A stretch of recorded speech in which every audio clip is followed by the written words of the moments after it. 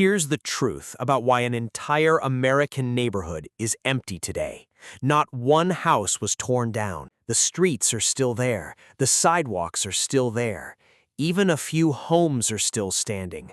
But if you walked down Main Street, you would see smoke coming up out of cracks in the road. That smoke has been rising since 1962. It has never stopped. The town is called Centralia in Pennsylvania. Coal miners worked under these streets for 100 years.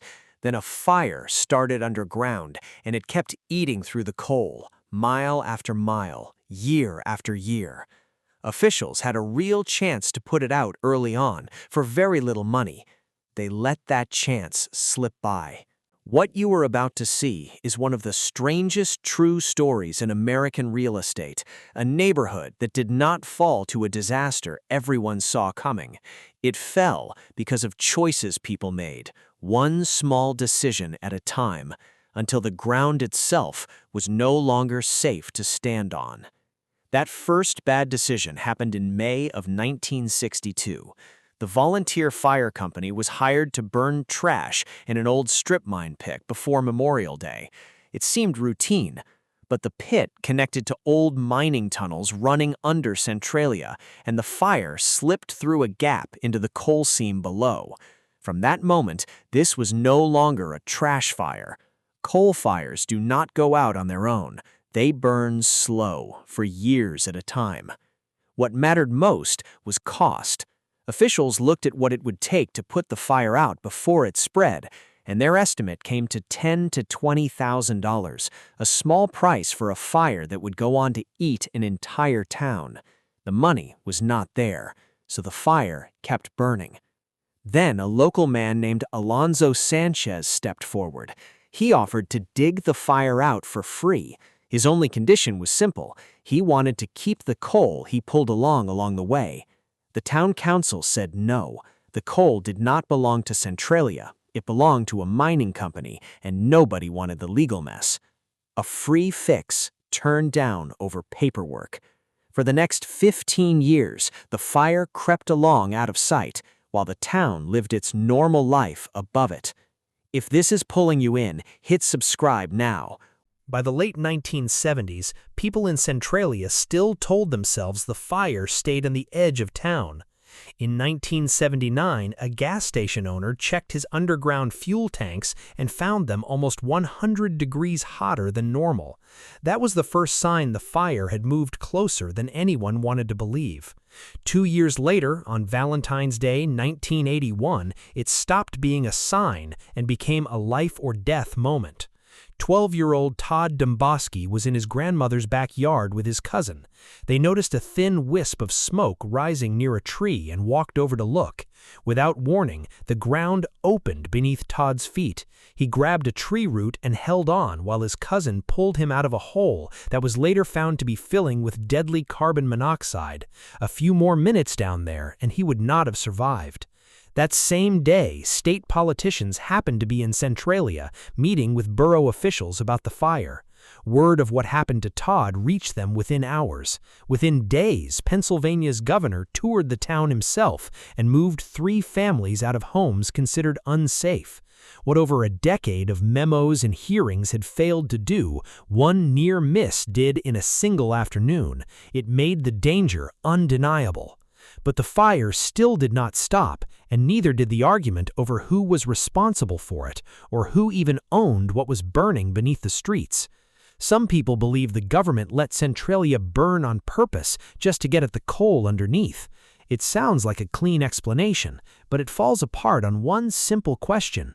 Nobody could even say for sure who owned that coal. Former residents took this to court. They argued that people connected to the mining company stood to make hundreds of millions of dollars off the coal still sitting under the town. But when the state's own attorney looked into it, he said something surprising. He could not confirm that Centralia or anyone tied to the town actually held the rights to that coal at all. Then one detail came out that made people even more suspicious. A former mayor of Centralia had sold her property for around $90,000. Other residents were offered far less for homes just like hers.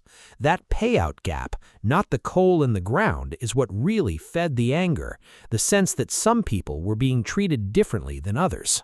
So the fire kept burning. The coal question stayed unanswered, and residents kept living on top of ground that was slowly heating up beneath them. If it was not about the coal, then something else made Pennsylvania choose to let this fire keep going instead of putting it out.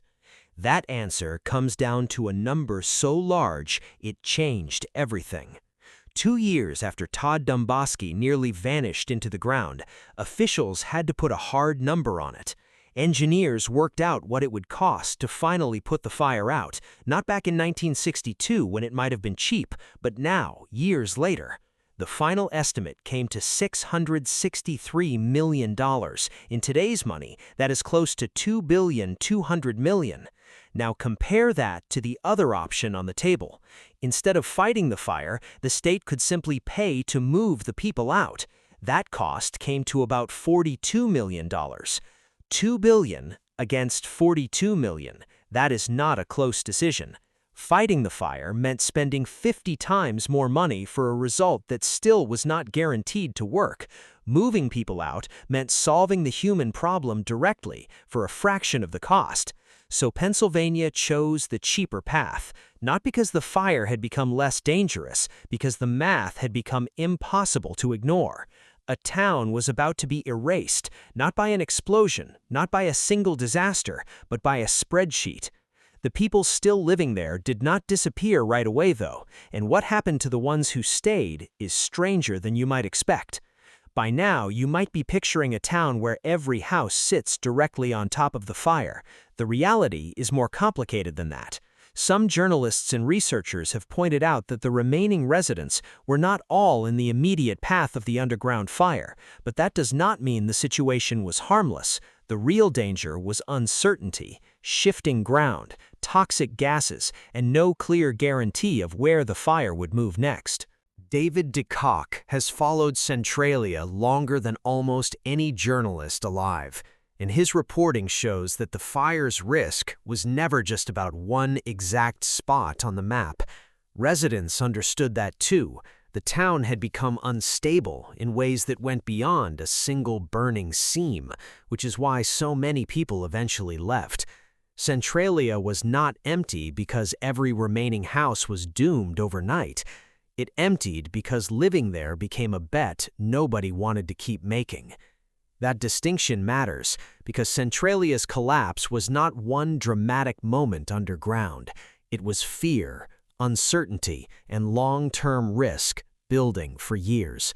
Money played a part. Fear played a part.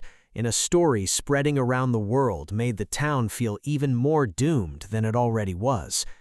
Centralia's reputation did not stay local for long. It became famous around the world, but not for the real reason.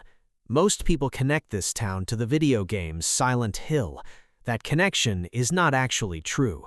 The developers of the original game looked at abandoned parts of Chicago for inspiration, not Centralia at all.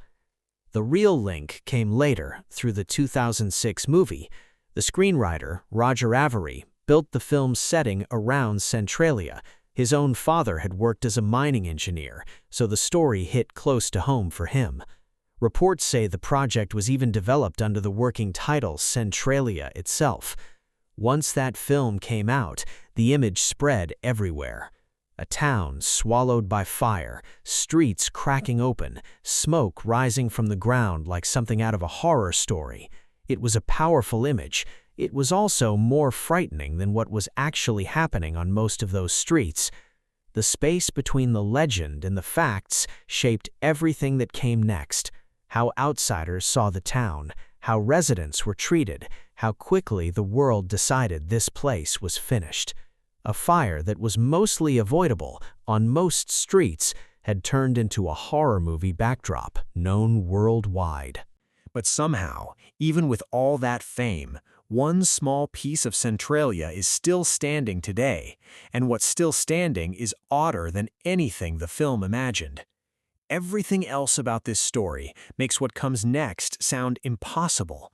Centralia is still, on paper, a real functioning town. It has been a legally incorporated borough in Pennsylvania since 1866. That status never went away, not through the fire, not through the decades of people leaving. Local reporting has found that Centralia still has an active fire company. It still has a borough council that meets and makes decisions. It even still receives around $8,500 a year in state funding meant for road and fuel costs. Think about that for a second. A government built to serve a town, still running, for what is officially the least populated municipality in the entire state. Meetings still happen, paperwork still gets filed, funding still arrives every year, all of it for a place most people believe is completely empty. This is not a ghost town in the way people imagine. It is a legal town with a legal government quietly still functioning around a population you could count on two hands. The structure of the town survived, even after almost all of the people did not. So if the government stayed and some residents stayed, what actually convinced everyone else that it was time to go? Part of that answer is sitting on a stretch of road that used to draw visitors from every state. For years, one part of Centralia pulled in visitors from all over the country. A stretch of old Route 61, cracked open and covered in colorful graffiti. People called it the Graffiti Highway. Tourists came just to walk across it and see the town's story written in spray paint. Then, in April 2020, it vanished, and this time, neither the fire nor the state was responsible. The road sat on private land owned by a company called Pagnotti Enterprises, and they made the call to bury the entire stretch under dirt, calling it a liability they no longer wanted to deal with.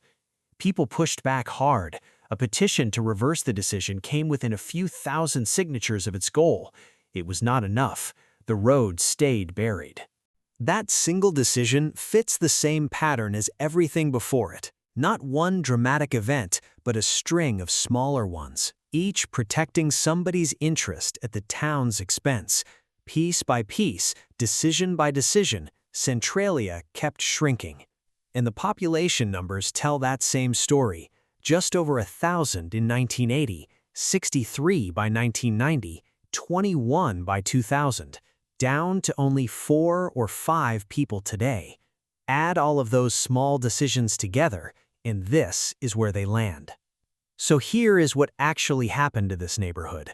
Not one disaster, a long chain of small choices.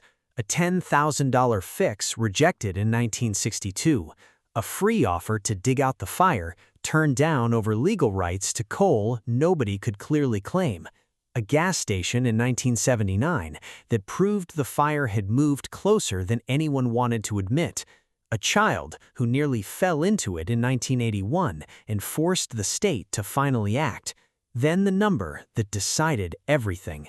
$2 billion to fight the fire against $42 million to simply help people leave. After that, the math made the outcome obvious. Even then, the town never fully vanished. The government still runs it today. A handful of residents still live there, most of them nowhere near real danger, but the population dropped from over 1,000 people down to just 4 or 5, decade after decade, like sand running out of an hourglass, nobody turned back over. This neighborhood did not fall into the ground because of one dramatic moment.